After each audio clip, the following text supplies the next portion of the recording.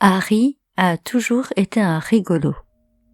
Harry la fripouille dans le métier.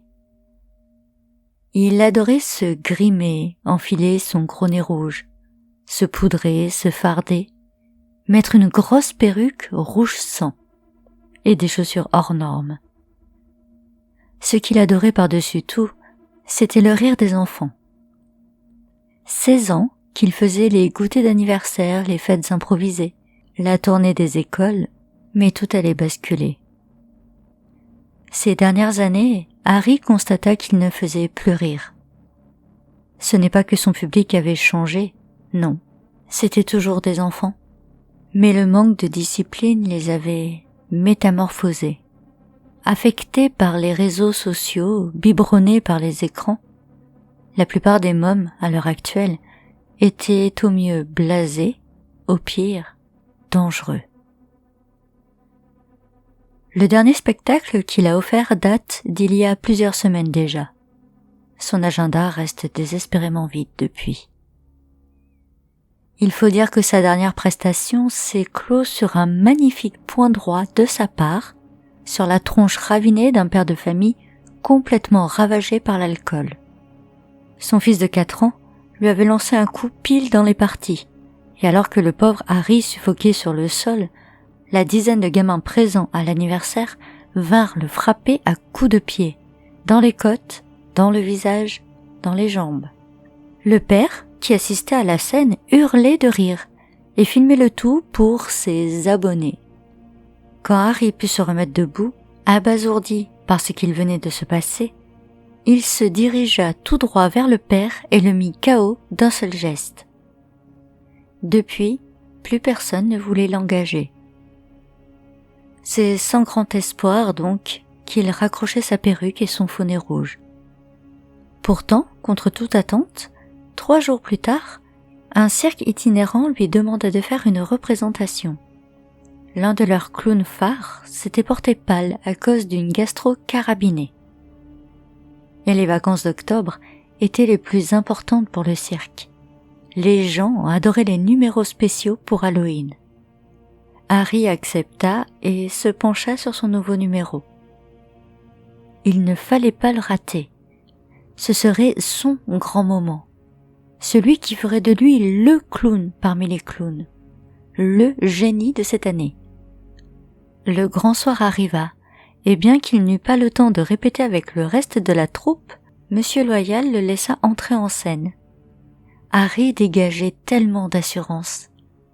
Il commença avec le sempiternel mouchoir dans la manche, puis avec les assiettes tournantes qu'il faisait semblant de laisser échapper. Mais dans l'assistance, pas un bruit. Au contraire, à part quelques bâillements ici et là, rien. Pas même l'esquisse d'un sourire. Monsieur Loyal fulminait. On lui avait vendu la réputation de ce clown comme le meilleur de la région. Mais de toute évidence, il s'était fait avoir. Il s'apprêtait à faire un signe en direction de Harry lorsqu'il vit le clown faire un appel à l'auditoire. Il demanda à une dame du public de se lever et de venir jusqu'à lui. Il sélectionna aussi un homme de grande corpulence et 5 enfants pris au hasard sur les gradins. Il les plaça en face de lui et commença à rire aux éclats. La femme fut invitée à sentir la fausse fleur qu'il avait à sa boutonnière. Elle s'exécuta en fermant les yeux, pensant être aspergée d'eau, et ça ne rata pas. La pauvre femme fut inondée d'un liquide transparent sur tout le visage. Les gens se mirent à rire.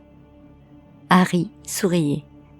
Puis il offrit un paquet cadeau aux enfants, leur demandant d'attendre quelques instants avant de regarder le contenu.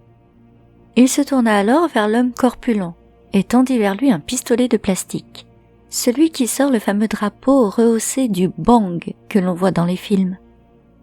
Harry pressa la détente et les rires redoublèrent. Enfin, il demanda aux enfants de deviner ce qu'il y avait dans la boîte.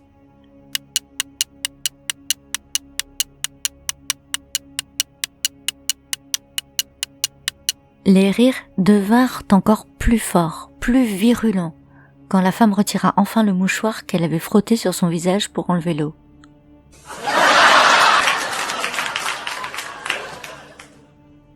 Les frottements avaient fait tomber sa peau en lambeaux sur le sol. Ses muscles étaient à vif. On voyait toutes les veines palpiter là où se trouvait son visage quelques secondes avant. L'homme corpulent bascula. Les tirs l'avaient transpercé de part en part, et il vacilla alors que sa chemise s'imbibait de sang. Le public comprit alors.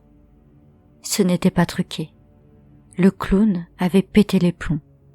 Une cohue désorganisée se mit alors en place, remplaçant les rires par des cris de terreur absolue.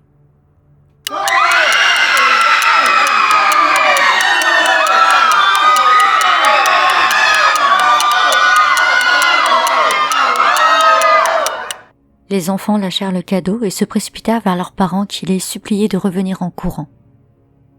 Harry se tourna alors vers son public et dans un énorme sourire leur dit ces quelques phrases. « Ne partez pas, ne partez pas, je sens qu'on va s'éclater. »